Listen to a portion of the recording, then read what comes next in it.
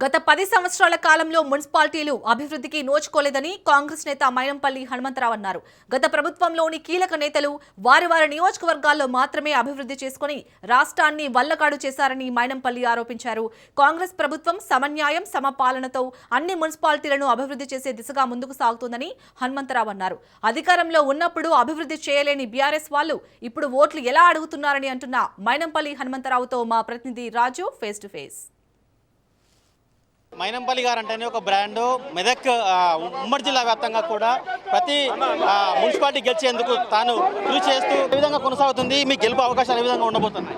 ప్రచారం బ్రహ్మాండం కొనసాగుతుంది. ఇక్కడ బాధాకరం ఏంటంటే 10 సంవత్సరాల ప్రభుత్వ కాలంలో ఓన్లీ వాళ్ళ సొంత నియోజకవర్గాలు తండ్రి కొడుకు అల్లుడు మొత్తం నిధులన్నీ తీసుకుపోయి అక్కడనే పెట్టడం జరిగింది.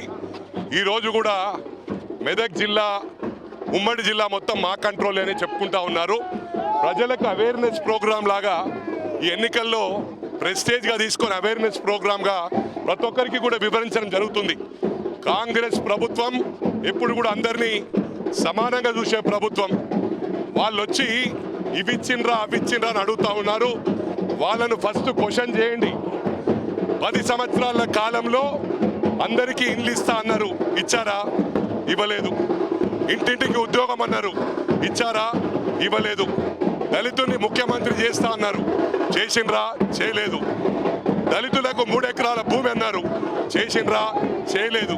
ఆ 10 సంవత్సరాల్లో చెయ్యండి, ప్రభుత్వం ఉన్నప్పుడే చేయండి. ఇక్కడ మెదక్ నియోజకవర్గంలో మొత్తం నియోజకవర్గానికి 200 కోట్లు పెట్టిన పాపాన పోలేరు వీళ్ళు.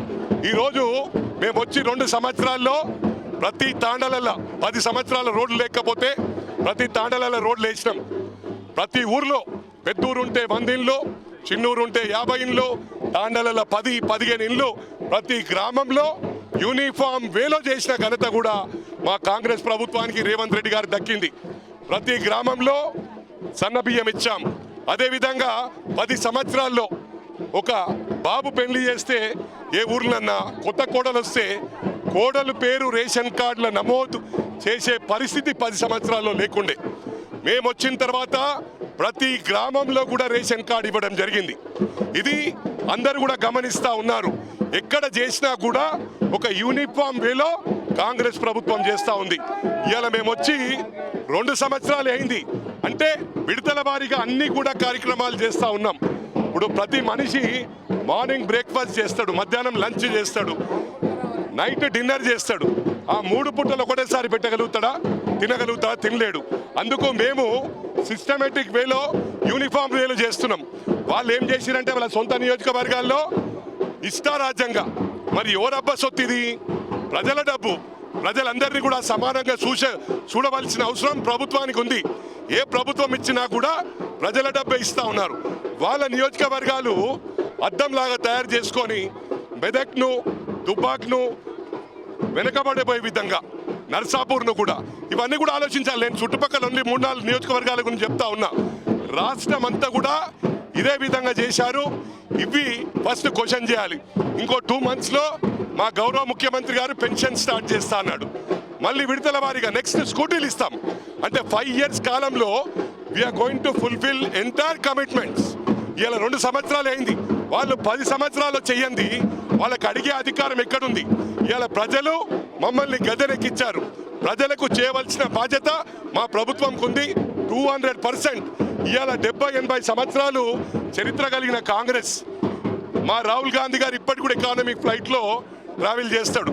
మా ప్రియాంక గారు ఒక మామూలు డబుల్ బెడ్రూమ్ అపార్ట్మెంట్లో ఉంటుంది. వీళ్ళు 10 సంవత్సరాలు ఏం చేశారంటే సొంత ఫ్లైట్లు కొనుక్కున్నారు, లక్షల కోట్లకు ఎదిగినరు. That's what I like to inform entire Telangana ప్రజలకు. ముఖ్యంగా ఈ ఎన్నికలు ప్రభుత్వం, కాంగ్రెస్ ప్రభుత్వం పనితీరుకు రెఫరెండంగా భావించవచ్చా? 100%. ఎందుకంటే ప్రజల్లో అవేర్నెస్ తీసుకురావాలి. ప్రజలను ఏంటంటే వీళ్ళు మాటల్లో వీళ్ళని మించిన వాళ్ళు లేరు. మామ, అల్లుడు, కొడుకు వాళ్ళ అవసరం ఉంటే పాటల్లో సెకండ్స్లో దించగలుగుతారు. వాళ్ళని కౌంటర్ చేయాలంటే ఫస్ట్ ప్రజల్లో అవేర్నెస్ తీసుకురావాలి. ఇదొక ఎలక్షన్ కాదు, ప్రజలకు అవేర్నెస్ ప్రోగ్రామ్గా నేను టేకప్ చేశాను.